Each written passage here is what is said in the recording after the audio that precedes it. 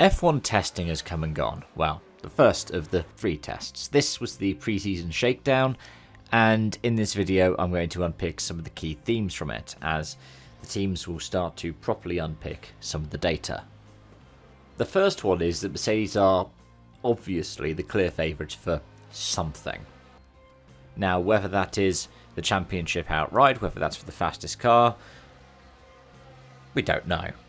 But in terms of sheer reliability, well, they're up there.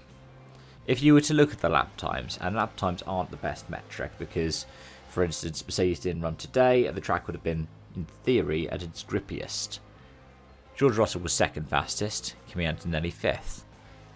Doesn't make them the fastest team, in fact, both the Ferraris beat them.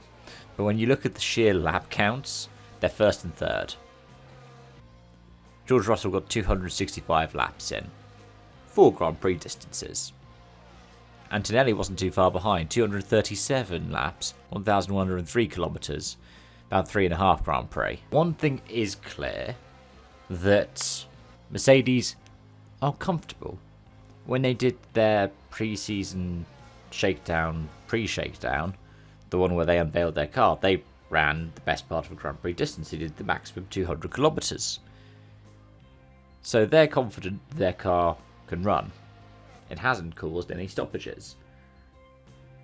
So even if it's not the out-and-out fastest, and I'd say we could push aside any potential reliability issues for the other Mercedes PU cars,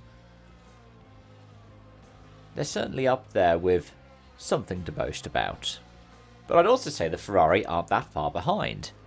At the end of the day, if you have a look at the tests, Ferrari were 4th and 6th in terms of mileage, given that one of their days was Tuesday in the wet. They got the most wet running out of the teams. And when you look at the timesheet, granted, I think their fastest times came today. Lewis was fastest by a 10th from George Russell, and Charles Leclerc was 4 tenths clear of Kimi Antonelli, and only a couple of tenths off of Lewis. It is just a runaround, and they will start fine-tuning the setups a little bit later. It's more about, does this correlate with the data? But if this Mercedes power unit was meant to be the best by a clear country mile, if this is an indicator of the actual performance, which, by the way, we won't know until maybe the European leg, then it is going to be a close battle in all dimensions this season. At the same time, I'd say there are some expected teething troubles. If you look at the lowest in terms of laps completed and in terms of lap times, you will see Aston Martin and Cadillac. Aston Martin are in a new partnership with Honda, Cadillac are a new team. Aston Martin only really got today's running, and even in that, I think Alonso brought out a red flag for stopping on track. Lance Stroll only got 4 laps running at the end of Thursday, so they ended up with roughly a Grand Prix distance combined. Cadillac ended up with 2.5 Grand Prix, and then if you look at the timesheet, Lance Stroll 25 seconds off the next person, 30 seconds off of the fastest time. If you needed any indication that it's not about the lap times, that's probably it. But yeah, they got some running in, and for Cadillac it was all about making sure that everything worked as well. In fact, for most of the teams it has been to a certain degree. You could talk about that for the new power units, the Red Bull powertrains Fords, or the Audis as well. Outside of, the Mercedes or the Ferrari. But the last thing about the cars and the on-track stuff, there is a lot of variety.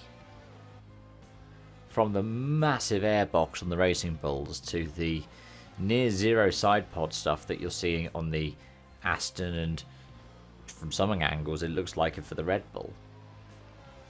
Everybody's done something slightly different. The Aston Martin is ridiculously aggressive, but the Mercedes isn't too far behind, and it also looks pretty sleek. You can even see like the height of the nose varies from car to car, the width of the nose. what's really nice about all of that is I felt that the previous generation, the 22 generation cars, and even to a degree the 17 generation cars, at least towards the tail end post 2019, when they simplified the front wings, they all started to look a bit samey. Heck, you could probably say it after the 2014 nose debacle of the first turbo hybrid spec.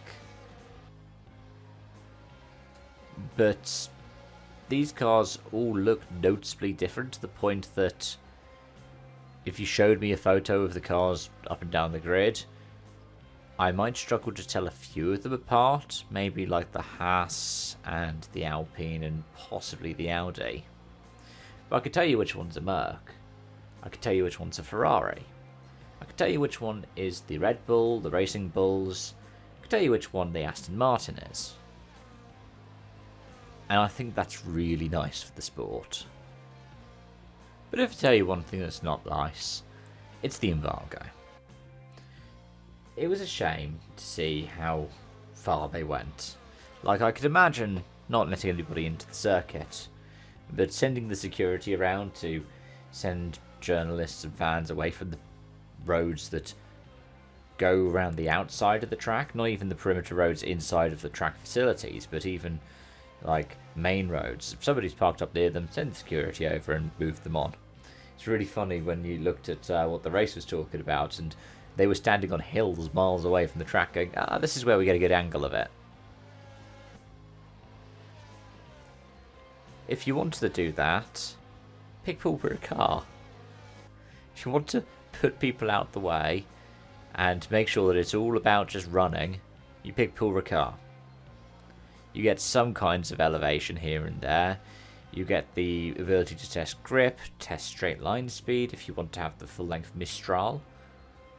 You get all different types of corners, and heck, if you want to do some dedicated wetworth running, it's got Bernie Eccleston's sprinkler system on it as well.